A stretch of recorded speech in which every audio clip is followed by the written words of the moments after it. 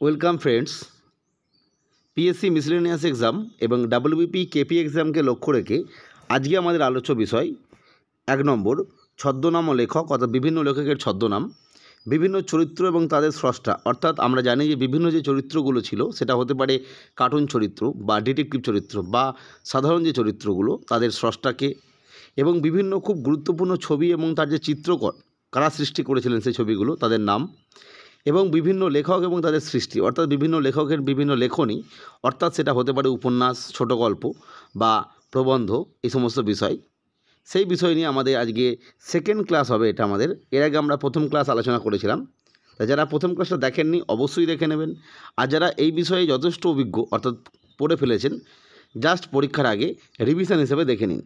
আর যারা পড়েননি তারা অবশ্যই দেখবেন। চলুন এরপর আমাদের মূল ক্লাসে যাই। আজকের সেটের প্রথম প্রশ্ন এবং এই সিরিজের 31 নম্বর প্রশ্ন, নীলদর্পণ নাটক কার লেখা? Option A Dinabandhu Mitra, option B Michael Madhusudan Dutta, option C James Long সাহেব, অ্যান্ড ডি গান্ধর্ব নারায়ণ মিত্র। আপনারা প্রত্যেকে চেষ্টা করবেন। তার আগে যে বিষয়টা বলা দরকার, আমরা যেহেতু একটা সিরিজ নিয়ে আলোচনা করছি, তাই আমাদের এর আগে আরও 30টি প্রশ্ন কিন্তু আলোচনা করা হয়েছে, তাই যারা দেখেননি অবশ্যই দেখে নেবেন। তাই আজকের সিরিয়াল 31 থেকে শুরু হয়েছে। নীলদর্পণ নাটক খুব গুরুত্বপূর্ণ একটি নাটক। আমরা জানি যে এই নাটকটি তিনি লিখেছিলেন, সেই লেখার পর থেকে তিনি কিন্তু সেই সময় নিজের নামে এই নাটকটি প্রচার করতে পারেননি সেই সময়। কারণ আমরা জানি যে সেই সময়ে বিভিন্ন নিউজ পেপার বা ড্রামার ওপরে বিভিন্ন বিধিনিষেধ আসছিল, যদিও সেই সময়ে সরকারিভাবে কোনো আইন পাস হয়নি। পরবর্তী সময়ে আমরা জানব যে লর্ড লিটন এবং লর্ড নর্থব্রুক খুব গুরুত্বপূর্ণ দুটো ভাইসরয়।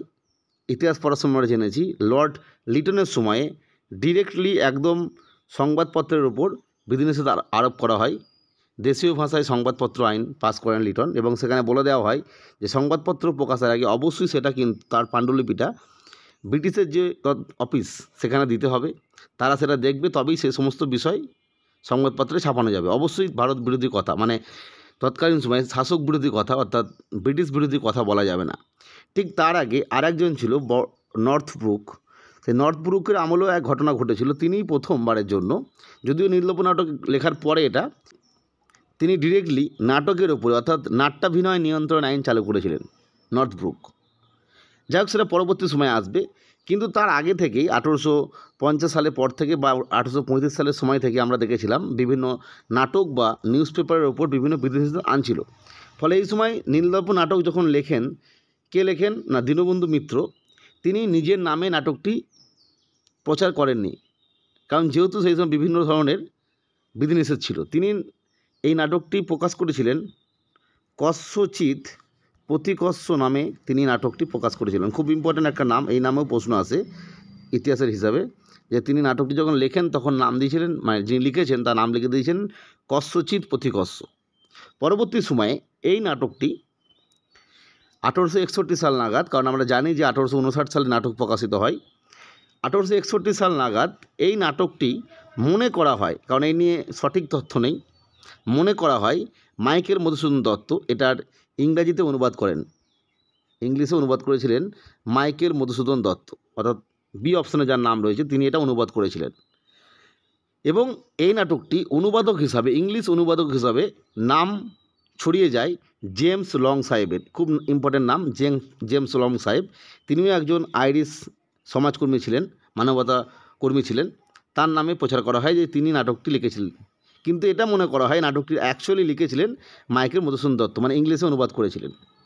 আর একটা বিষয় ইম্পর্ট্যান্ট এখানে, এই নাটকটি যখন তিনি ইংলিশে লেখেন তখন তার নাম দেওয়া হয় the Indigo mirror. Indigo mirror নামে 1861 সালে এই নাটকটিকে প্রকাশ করা হয়, এবং এর জন্য এই নাটকের যে ঘটনা তার জন্য কিন্তু এই বিষয়ে ফাইন করা হয় কোর্ট থেকে। অবশ্যই সেটা করা হয় জেমস লং সাহেবকে, খুব ইম্পর্ট্যান্ট, এবং সেটা করা হয় 1000 টাকা। এবং এই 1000 টাকাটাও সেই সময় তৎকালীন জমিদার কালীপ্রসন্ন সিংহ মহাশয়, এই 1000 টাকাটি কালীপ্রসন্ন সিংহ মহাশয় মিটিয়ে দিয়েছিলেন জেমস লং সাহেবের হয়ে। জমিদার কালীপ্রসন্ন সিংহ এটা মিটিয়ে দিয়েছিলেন। তাহলে এই নামগুলো খুব ইম্পর্টেন্ট। আর একটা গুরুত্বপূর্ণ নাম অপশন ডি আমি রেখেছি, সেটা হচ্ছে গান্ধর্ব নারায়ণ মিত্র। গান্ধর্ব নারায়ণ মিত্র আর কেউ নয়, দীনবন্ধু মিত্রের একদম প্রথম দিককার নাম, অর্থাৎ তার বাবা মায়ের দেওয়া নাম হচ্ছে গান্ধর্ব নারায়ণ মিত্র। পরবর্তী সময়ে তিনি দীনবন্ধু মিত্র নামে পরিচিত হন, অর্থাৎ দীনবন্ধু মিত্রের মানে পূর্বের নাম, বাড়ির নাম হচ্ছেন গান্ধর্ব নারায়ণ মিত্র। ফলে এই নামগুলো খুব ইম্পর্টেন্ট এবং তার সঙ্গে সঙ্গে কালীপ্রসন্ন সিংহ মহাশয়ের নামও খুব ইম্পর্টেন্ট। ফলে আজকের প্রশ্ন, নীলদর্পণ নাটক কার লেখা? না, রাইট আনসার হবে অপশন এ, দীনবন্ধু মিত্রের লেখা।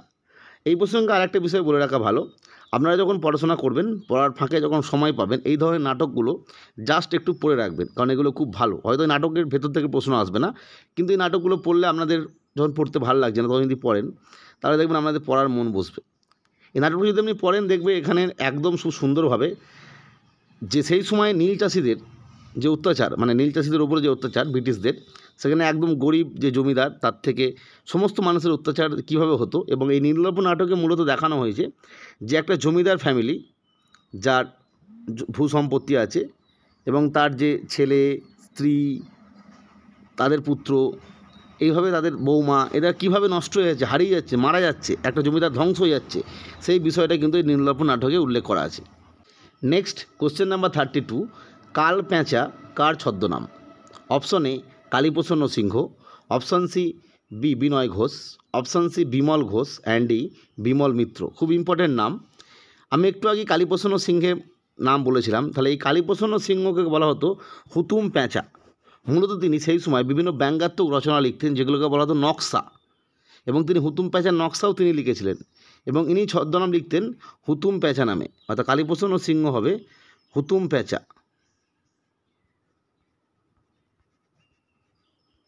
ঠিক একই রকমভাবে কাল পেঁচা হচ্ছে বিনয় ঘোষ, রাইট আনসার হচ্ছে বিনয় ঘোষ। বিনয় ঘোষ ছদ্মনামে লিখতেন কাল পেঁচা, এইভাবে মনে রাখবেন। আর বিমল ঘোষ হচ্ছেন মৌমাছি, এটা আমরা প্রত্যেকে জানেন। বিমল ঘোষ যে ছদ্মনামে লিখতেন সেটা হচ্ছে মৌমাছি। আর বিমল মিত্র লিখতেন যুবালি ছদ্মনামে, যুবালি ছদ্মনামে লিখতেন বিমল মিত্র। খুব ইম্পর্টেন্ট নাম, কাল পেঁচা এবং হুতুম পেঁচা, এভাবে মনে রাখবেন। নেক্সট কোশ্চেন নাম্বার 33, কৃষ্ণকুমারী নাটকটি কার লেখা? Option A Bankimchandra Chattopadhyay, option B Michael Madhusudan Dutta, option C Dwijendralal Roy and D Rabindranath Tagore. এই কৃষ্ণকুমারী নাটকটা খুব ইম্পর্টেন্ট, সেই জন্য প্রশ্ন রাখা হয়েছে। এই ধরনের প্রশ্ন আসবে, কারণ যে সমস্ত নাটক বা উপন্যাসের একটা গুরুত্ব রয়েছে, সেগুলো থেকেই প্রশ্ন আসা স্বাভাবিক। ফলে কৃষ্ণকুমারী নাটকটি খুব ইম্পর্টেন্ট, কারণ আমি একটু আগেই বলেছিলাম যে আমরা প্রশ্নটা বুঝিয়ে দেবো আপনাদের।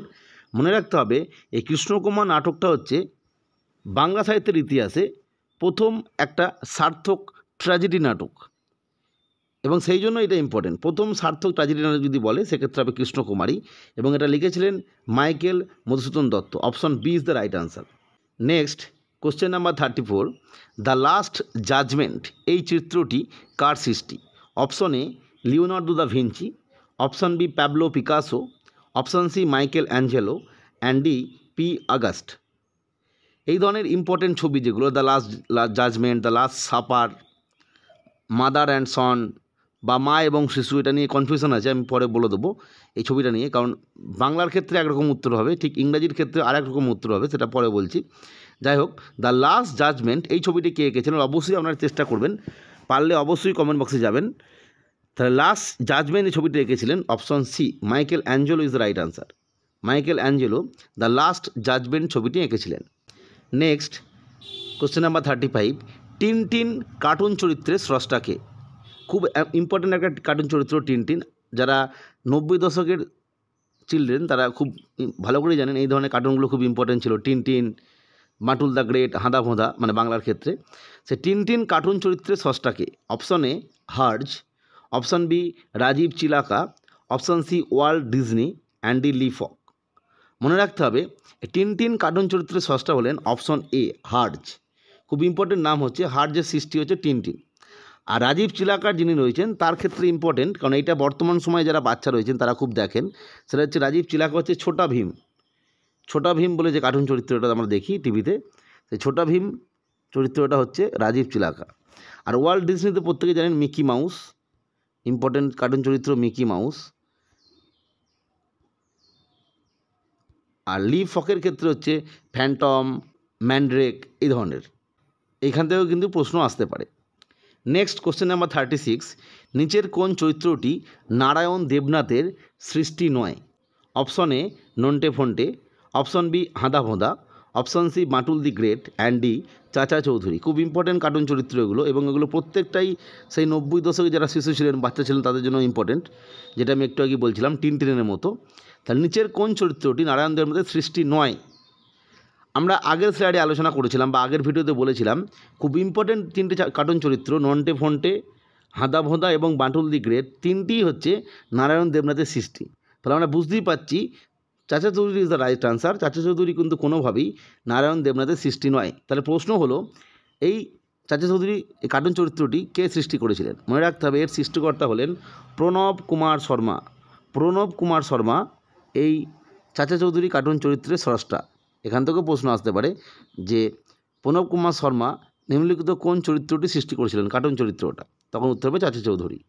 নেক্সট কোশ্চেন নাম্বার 37, বিখ্যাত নবকুমার চরিত্রটি কে সৃষ্টি করেন? Option A Rabindranath Tagore, option B Saratchandra Chattopadhyay, option C Michael Madhusudan Dutt and D Bankimchandra Chattopadhyay. এই নবকুমার চরিত্রটা খুব ইম্পর্টেন্ট, কারণ আমরা জানি যে কপালকুণ্ডল উপন্যাস যখন আমরা পড়েছিলাম তখন নবকুমার চরিত্রটা পেয়েছিলাম, এবং এই চরিত্রটার সঙ্গে আমরা জানি যে মতি বিবি বা অন্যান্য যে নামগুলো ছিল সেগুলো আমরা পেয়েছিলাম। যাই হোক, এই নবকুমার চরিত্রটা খুব ইম্পর্টেন্ট, কারণ বঙ্কিমচন্দ্র চট্টোপাধ্যায়ের একটি সার্থক সৃষ্টি হলো কপালকুণ্ডলা। সেই কপালকুণ্ডলার একটা অন্যতম চরিত্র বা প্রধান চরিত্র হলো নবকুমার। ফলে আমরা বুঝতেই পারছি এই ধরনের ইম্পর্টেন্ট চরিত্রগুলো আমাকে মুখস্থ করতে হবে। ফলে বুঝতেই পারছি আজকের উত্তর হবে বঙ্কিমচন্দ্র চট্টোপাধ্যায়। এই বঙ্কিমচন্দ্র চট্টোপাধ্যায় যখন তিনি মেদিনীপুরে ছিলেন কর্মসূত্রে, সেই সময় কিন্তু এই উপন্যাসটা লিখেছিলেন, এই কপালকুণ্ডলা উপন্যাস। এই কপালকুণ্ডলা উপন্যাস থেকেও প্রশ্ন আসতে পারে যে কপালকুণ্ডলার সৃষ্টিকে, তখন হবে Bankimchandra Chattopadhyay. Next question number 38, Ghanada চরিত্রের স্রষ্টাকে? ঘনাদা চরিত্রের স্রষ্টাকে? Option A Premendra Mitra, option B Narayan Gangopadhyay, option C Narayan Debnath and D Narayan Sanyal. খুব ইম্পর্টেন্ট কতগুলো ক্যারেক্টারের মধ্যে আপনি দাদা এই কথাটা পাবেন, দা কথাটা পাবেন। ঘনাদা, টেনিদা, রিজুদা, ফেলুদা, পিএনডি দা, ব্রজদা, এই ধরনের নামগুলো কিন্তু আপনাকে মনে রাখতে হবে। এবং এই নিয়ে এই সমস্ত দা দিয়ে শব্দগুলো, দাদা যেটাকে আমরা বলছি, সেই নামগুলো কীভাবে মনে রাখবেন সেই নিয়ে আমাদের একটা ট্রিক্স অলরেডি আমরা আমাদের চ্যানেলে আপলোড করে রেখেছি। যারা দেখেননি তারা অবশ্যই দেখে নেবেন। ফলে সেখানে আমাদের মুখস্থ করতে সুবিধা হবে যে এই ধরনের দা দিয়ে যে ক্যারেক্টারগুলো রয়েছিল তাদের কে সৃষ্টি করেছেন। তাহলে আজকের প্রশ্ন যেটা, যে ঘনাদা চরিত্রের স্রষ্টাকে, অবশ্যই আপনারা চেষ্টা করবেন, পারলে কমেন্ট বক্সে জানাবেন। তাহলে ঘনাদা চরিত্রের সৃষ্টিকর্তা হলেন অপশন এ প্রেমেন্দ্র মিত্র। ঠিক এই মধ্যে যেটা আছে নারায়ণ গঙ্গোপাধ্যায়, নারায়ণ গঙ্গোপাধ্যায় একটা এরকমই দা দিয়ে ক্যারেক্টার সৃষ্টি করেছিলেন, সেটা হচ্ছে টেনিদা। টেনিদা হচ্ছে নারায়ণ গঙ্গোপাধ্যায়। টেনিদা এবং হাবলু, তার সঙ্গে গুরুত্বপূর্ণ হচ্ছে হাবলু। দুটো থেকেই প্রশ্ন আসে। আর নারায়ণ দেবনাথের কথা তো আমি একটু আগেই বললাম যে নন্টে ফন্টে, হাঁদা ভোঁদা এবং বাঁটুল দি গ্রেট নারায়ণ দেবনাথ সৃষ্টি করেছিলেন। তিনটে ক্যারেক্টার, খুব ইম্পর্টেন্ট ক্যারেক্টার নারায়ণ দেবনাথের সৃষ্টি। নেক্সট কোশ্চেন নাম্বার 39, কিরিটি চরিত্রের স্রষ্টাকে? Option A Sunil Gangopadhyay, option B Bibhutibhushan Bandyopadhyay, option C Shibram Chakraborty and D Niharranjan Gupta. খুব ইম্পর্টেন্ট একটা ক্যারেক্টার হলো কিরিটি, এবং এটা সৃষ্টি করেছিলেন অপশন ডি নেহারঞ্জন গুপ্তের একটি গুরুত্বপূর্ণ সৃষ্টি হলো কিরিটি ক্যারেক্টার। এখানে এইটা থেকেও কিন্তু বহু পরীক্ষায়, মূলত এটা PYQ, এখান থেকেও প্রশ্ন আসে যে কিরিটি চরিত্রের স্রষ্টাকে। নেক্সট কোশ্চেন নাম্বার 40, রিজুদা চরিত্রের স্রষ্টাকে? Option A Shashthipada Chattopadhyay, option B Ashutosh Mukhopadhyay, option C Saratchandra Chattopadhyay and D Buddhadeb Guha. আমি একটু আগে বললাম যে দা দিয়ে যে ক্যারেক্টারগুলো ছিল ইম্পর্টেন্টগুলোর মধ্যে অন্যতম হচ্ছে রিজুদা। এছাড়া আর একটা ক্যারেক্টার ছিল যেটা আমরা আলোচনা করে নিয়েছিলাম যে ব্রজদা। আর একটা আছে PND দা। অর্থাৎ এই ধরনের ক্যারেক্টারগুলো খুব ইম্পর্টেন্ট। এছাড়া টেনিদা, ঘনাদা, এগুলো তো আমি আগে আলোচনা করলাম। যাকে রিজুদা যে চরিত্র সে সৃষ্টি করেছিলেন মনে রাখতে অপশন ডি বুদ্ধদেব গুহর একটি গুরুত্বপূর্ণ সৃষ্টি হলো রিজুদা। আর এই যে একটু আগেই ব্রজদা কথাটা লিখেছিলাম, এই ব্রজদা সৃষ্টি করেছিলেন গৌর কিশোর ঘোষ, তার অন্যতম সৃষ্টি হলো ব্রজদা। আর PND দা সৃষ্টি করেছিলেন আশুতোষ মুখোপাধ্যায়। আশুতোষ মুখোপাধ্যায়ের একটি গুরুত্বপূর্ণ সৃষ্টি হলো PND দা। অ্যাকচুয়ালি PND মানে হচ্ছে প্রদীপ নারায়ণ দত্ত, তার সঙ্গে দা অর্থাৎ প্রদীপ নারায়ণ দত্ত দা, যেটাকে শর্টে বলা হচ্ছে PND দা। এই PND দা হচ্ছেন একজন মানে নিজেকে ফুটবলার হিসেবে দাবি করেন, ব্রাজিলিয়ান ফুটবলার, যিনি ব্রাজিল দলের হয়ে ফুটবল খেলতেন এবং বয়স হয়ে যাওয়ার জন্য এবং তার হাঁটুতে লাগার জন্য তিনি বর্তমানে খেলাধুলা ছেড়ে দিয়েছেন এবং বর্তমানে মানে পশ্চিমবঙ্গেই থাকেন এবং সেই নিয়ে তিনি বিভিন্ন ধরনের গল্প বলেন, সেই ব্রাজিলের থাকার সময় অভিজ্ঞতা বা অন্যান্য বিষয়ে তিনি গল্প বলেন। এই PND দার সঙ্গে বর্তমান সময়ের একটা কার্টুন চরিত্রের কথা আমার মনে পড়েছে, সেটা হচ্ছে যারা বাচ্চা ছেলে আছে বর্তমানে, তারা বিভিন্ন কার্টুন দেখে, তার মধ্যে অন্যতম একটা কার্টুন হচ্ছে যেটা দেখবেন সোনি আট এই ধরনের বাংলা যেটা সেখানে হয়, সেটা হচ্ছে গুলটে মামা। সেই গুলটে মামা ক্যারেক্টারটা অনেকটাই PND দায়ের মতো। সেই গুলটে মামা দেখবেন গল্পগুলোতে সবসময় নিজেকে যুক্ত করে দেয় যে কোনো বিষয়ে, যে তিনি সব জানতা, তিনি একাধারে ফুটবলার, তিনি একাধারে গায়ক, তিনি হচ্ছেন শ্রেষ্ঠ চিত্রকর, এই ধরনের বিষয় যদি দেখে থাকেন আপনারা গুলটে মামা, দেখবেন এই PND দার সঙ্গে না একটা সম্পর্ক রয়েছে, মানে একই ধরনের ব্যাপার আর কি। যাই হোক, আজকে আমরা দেখলাম ঋজুদা চরিত্রে ষষ্ঠ হলেন Buddhadeb Guha. Next question number 41, Sherlock Holmes চরিত্রে স্রষ্টাকে? Option A Arthur Conan Doyle, option B JK Rowling, option C Shakespeare and D Kipling. আমরা প্রত্যেকেই জানি যে শার্লক হোমস একটা গুরুত্বপূর্ণ একটি চরিত্র এবং এর স্রষ্টা হলেন option A Arthur Conan dial is the right answer. Arthur Conan dial হলেন শার্লক হোমস চরিত্রের স্রষ্টা। নেক্সট আমরা এলাম 42 নম্বর প্রশ্নে। আমরা একটু আগেই বাংলা সাহিত্যে ছিলাম, এবার আমরা ইংরেজি সাহিত্যে এসেছি, কারণ এখান থেকেও প্রশ্ন আসে যে অলিভার টুইস্টের স্রষ্টাকে? Option A Charles Dickens, option B Milton, option C Lewis Carroll and D Shelley. এটাও প্রত্যেকে জানেন এবং কমন প্রশ্ন এবং বহুবার বিভিন্ন পরীক্ষায় এসছে যে অলিভার টুইস্টের যে স্রষ্টা তিনি হলেন চার্লস ডিকেন্স। চার্লস ডিকেন্সের অন্যতম একটা সৃষ্টি হলো Oliver Twist. Next question number 44, Jalsaghar কার বিখ্যাত সৃষ্টি? Option A Bibhutibhushan Bandyopadhyay, option C Manik Bandyopadhyay, option B Tarashankar Bandyopadhyay and D Bankimchandra Chattopadhyay. আমি একটু আগেই বলছিলাম যেগুলো খুব ইম্পর্টেন্ট গল্প, ছোটো গল্প বা উপন্যাস বা নাটক বা প্রবন্ধ, সেগুলো কিন্তু আপনাকে পড়তে হবে। এই জলসাঘর হচ্ছে একটা বিখ্যাত ছোটো গল্প। এই গল্পটার মাধ্যমে দেখানো হয়েছে যে সেই সময় কিভাবে একটা জমিদার সমাজ নষ্ট হয়ে যাচ্ছে, কিভাবে ধীরে ধীরে একটা প্রজন্ম নষ্ট হয়ে নতুন প্রজন্ম জন্ম নিচ্ছে, একটা প্রজন্মের কাছে যে অর্থ ছিল সেটা ধীরে ধীরে কীভাবে নষ্ট হয়ে যাচ্ছে এই জলসাঘরের মাধ্যমে দেখানো হয়েছে।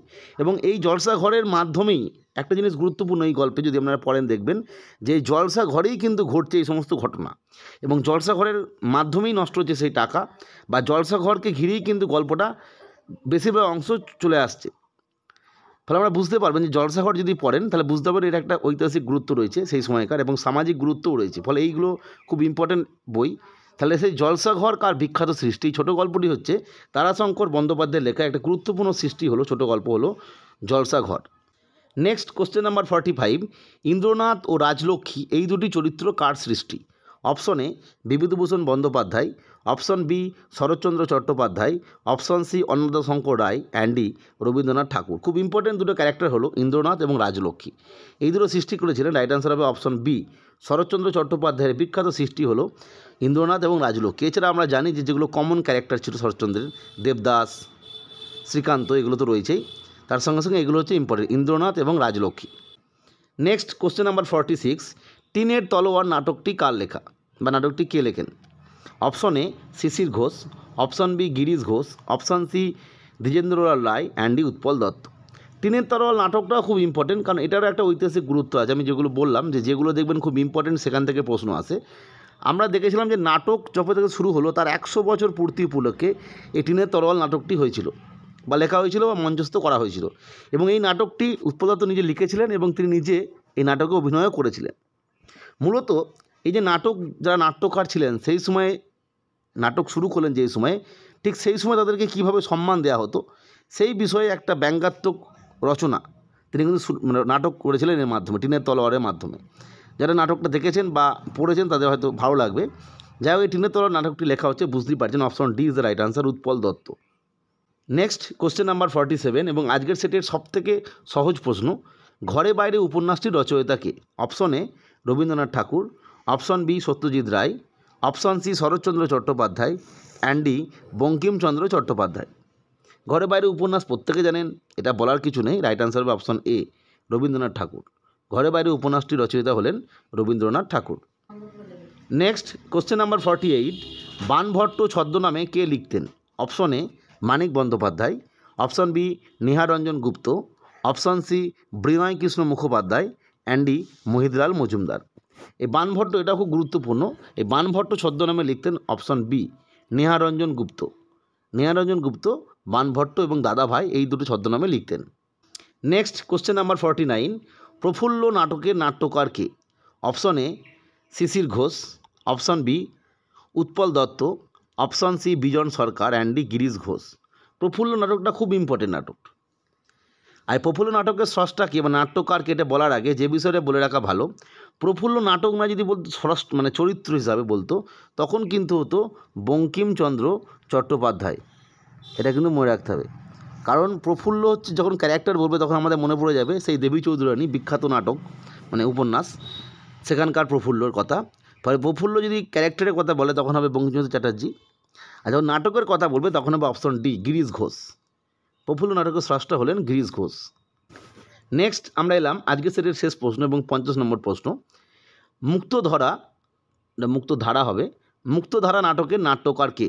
Option A Rabindranath Tagore, option B Michael Madhusudan Dutta, option C Bijan Sarkar, and D Bijan Bhattacharya. এর উত্তরটা বলার আগে একটা রিকোয়েস্ট করে রাখি, যদি আজকের ভিডিও ভালো লাগে অবশ্যই লাইক করবেন এবং নতুন হলে অবশ্যই চ্যানেলটিকে সাবস্ক্রাইব করে রাখবেন।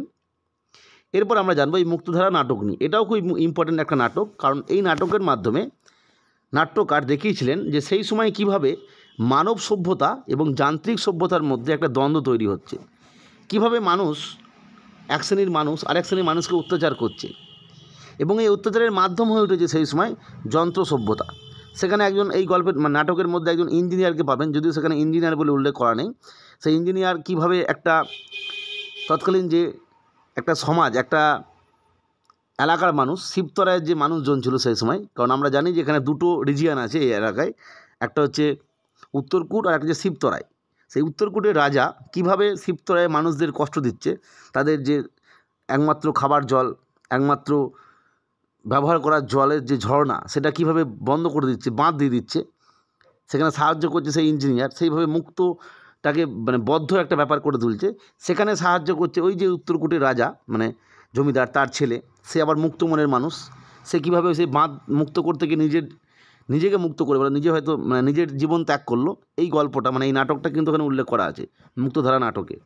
যাই হোক, এই নাটকটাও খুব ইম্পর্টেন্ট এবং এটারও খুব গুরুত্ব আছে, সেই জন্য ইম্পর্টেন্ট এটা। এই মুক্তধারা নাটকটি লিখেছিলেন অপশনে রবীন্দ্রনাথ ঠাকুর। কারণ এই নাটকের মাধ্যমে তিনি স্পষ্ট বুঝিয়েছিলেন যে কীভাবে মুক্ত মনের মানুষ হওয়া যায়, কীভাবে যন্ত্র সভ্যতা মানব সভ্যতাকে গিলে ফেলছে, সেই মানব সভ্যতাকে বেরিয়ে আসতে হবে কীভাবে, তার পথটা তিনি দেখিয়েছিলেন। যাই হোক, আজকে আমরা এই 50টি প্রশ্ন আলোচনা করলাম। পরবর্তী সেটা আমরা আরও কিছু প্রশ্ন আলোচনা করব। আজকের ভিডিও দেখার জন্য প্রত্যেককে অসংখ্য ধন্যবাদ।